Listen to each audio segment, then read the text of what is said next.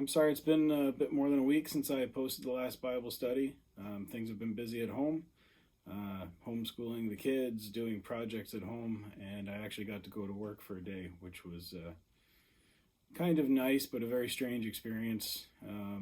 Like so many other things, there just weren't a lot of people at the airport. I think in the two flights I flew, we had maybe a total of 30 people at the most. It was just a quick run down to Tampa and then back home. But we will continue to pray that that returns to normal, like so many things in life, hopefully sooner rather than later. And let's continue to keep those people dealing not just with the physical part of this disease, which is obviously horrible, but also those who are suffering economically and from anxiety and fear. Let's try to keep those folks in our prayers as we go through our weeks here. Moving on to Ecclesiastes chapter 1, verses 12 through 18. Again, I'm kind of reading this off a script on the computer, so I apologize for looking down the whole time. But we will continue on. There's a lot going on here for such a very short section. And I thought it was kind of funny, or ironic, kind of where I ended up by the time I finished my study. I wrote here, I've spent most of this time researching things like sentence structure, description of the voice of the speaker, and numerous other things. And it's actually taken to the end of that to where I'm actually realizing that my own research is proving the very point that the preacher is trying to make. In the preacher's words, I perceived that this also is grasping for the wind. I was seeking wisdom, not understanding. And I'll try to explain the difference as we go on here. First, let me read verses 12 through 18, and then I will try to explain what I mean and what I'm getting out of this, and perhaps you'll get the same thing or something different. So here we go, Ecclesiastes chapter 1, verses 12 through 18.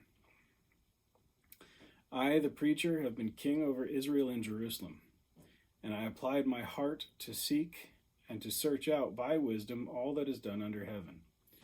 It is an unhappy business that God has given to the children of man to be busy with.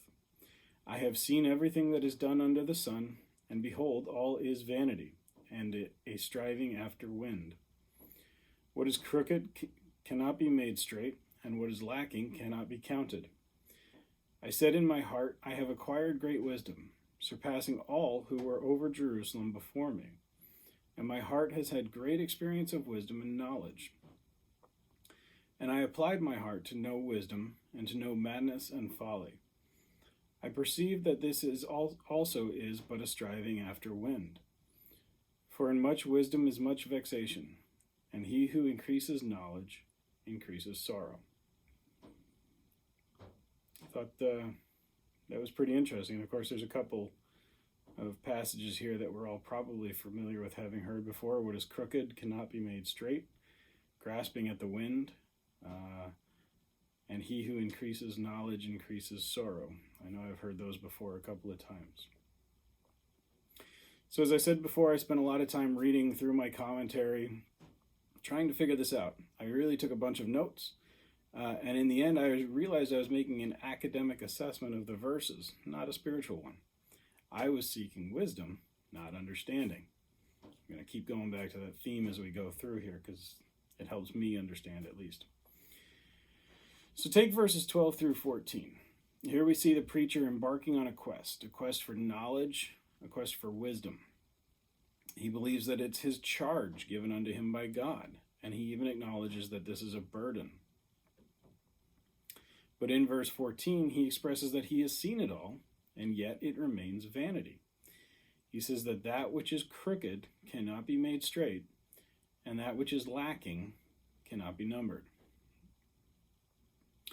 Verse 16 then begins the same theme all over again. Essentially, it repeats itself entirely. There's a bunch of literary stuff going on here that is academically interesting, but doesn't really help with the point I'm trying to get to, so I'm going to skip all that.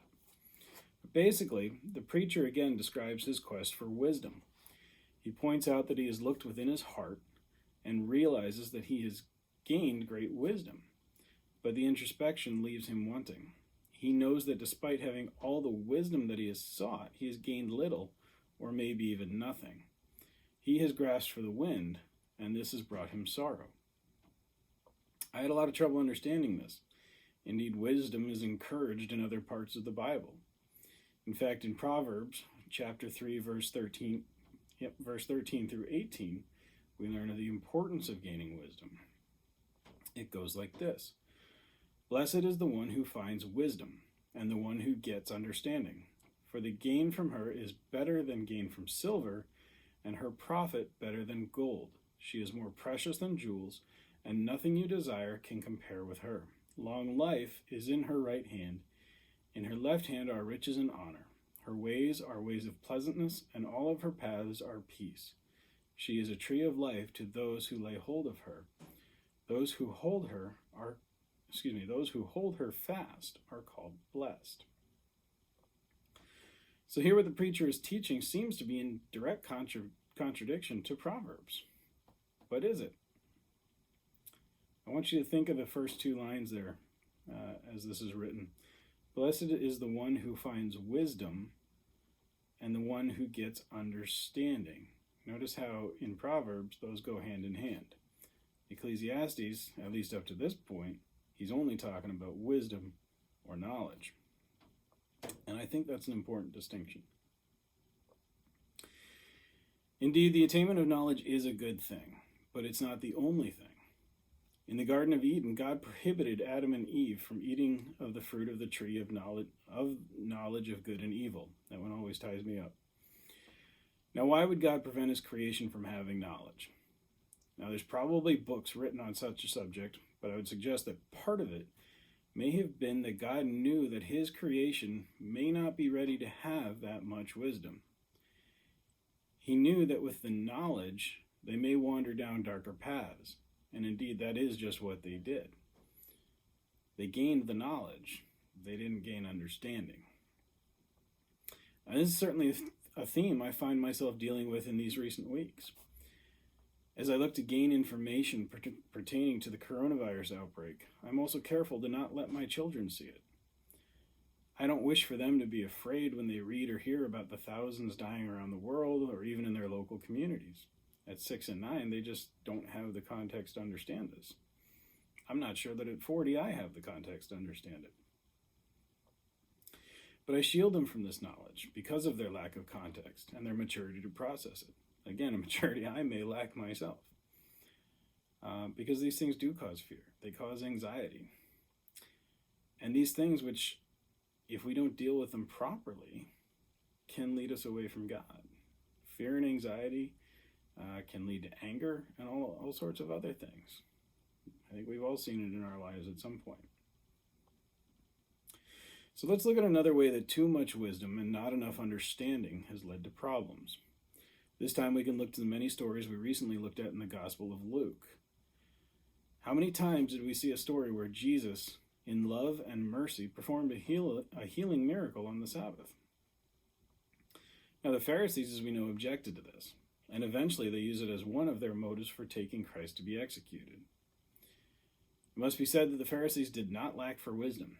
These men would have been intimately familiar with the Scriptures. And yet, for all their knowledge, they had completely missed the point. Certainly the Sabbath was holy, and when possible, the day should be given over to God for worship and for rest. And I would submit for family and all of the things that are really important in life. But what greater act of worship could there be than to heal through God's love? The Pharisees had the knowledge, but they didn't understand. They just didn't get it. I want to make one more reference, specifically to discuss the verse that says, "What is crooked cannot be made straight." In the Gospel of John, chapter 8, we see the famous story of the woman caught in adultery. The woman is brought by the Pharisees before Jesus. She's been caught in the act of adultery, and per the law, she should be stoned. But Jesus does not call for this. He knows that the intent of the Pharisees is not actually justice. Instead, they seek to trap Jesus in contradiction. Their motive is crooked. Their integrity is lacking. So Jesus kneels and he draws in the sand. And I just imagine the tension as these men surround this woman. She's shamed and afraid. She doesn't know if she's about to be put to death or not. And stoning is a pretty lousy way to go. I can't imagine the fear that she would have had. So Jesus rises and tells them that he who is without sin should cast the first stone. Of course, we've heard that one a whole bunch of times. And that's the point that these wise men had missed. In their zeal to trap Jesus and to harm a woman who, while having sinned, didn't deserve hate, they had failed to understand both Jesus and the very intent of the law they were claiming to hold so dear. I like to imagine this in my head, that after Jesus spoke, there was silence, and that silence would be punctuated only by the thumps of the stones hitting the ground, as each of these men gained understanding in Christ's words and dropped their stone.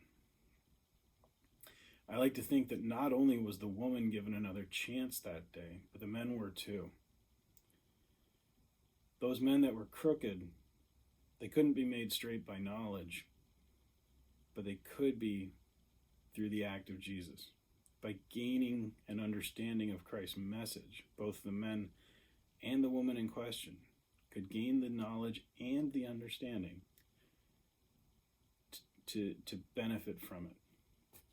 And that is the healing message of Christ. That's the most important thing. And here then is the point of this part of Ecclesiastes. Sorry, that was a little off script. When we focus only on wisdom at the expense of understanding, we fail in both. Our wisdom is useless if we do not know how to apply it. I'll give you one more story from my life as an example. I remember from my time in the Coast Guard, I had to learn how to tie a variety of knots. One of these knots called a bowline. It's called the king of knots and is used to put an eye in a line, usually to loop around a bollard or a cleat on a boat or something. It's just a good way of taking a line that you don't want to tie off completely, but you want to loop onto something. So that's what it's for. Anyway, I had to learn this knot along with many others in order to qualify as a crewman on the boat. I spent hours learning my knots using a small piece of line, and by the time I took my check ride, I could tie a bowline almost with my eyes closed. I probably still could 20 odd years later. I later learned, however, that tying the knot while sitting in a chair and with a small piece of string is vastly different than having to tie it around a large obstacle while hanging off the side of a boat while pitching about and being rained upon. A little embarrassed, I had to step out of the way to let someone else take care of it. In that case, I had the wisdom of how to tie the knot, but I didn't understand how to apply that wisdom to the problem at hand. Lacking that, all of my knot tying was merely vanity. I hope I've managed to explain at least my understanding of this section of Ecclesiastes. Like I said before, I don't claim to be a scholar. It's just what I got out of it. And there's a lot of academic dissection that you can do on the section, but it didn't seem helpful for our discussion. Again, folks, I'm sorry we can't meet in person. I do miss speaking with all of you, although I've gotten to talk to a number of you on the phone, which is nice. Certainly hope this live episode of our lives will favorably end soon. But it does appear that things are going to be a little more drawn out than we'd hoped. I plan to continue making these videos. I see that people are actually watching them, which is great. I'm also going to start looking into Zoom or some other form of video conferencing that we may be able to use to encourage a little bit more discussion. So I do look forward to being with you guys again, if only virtually.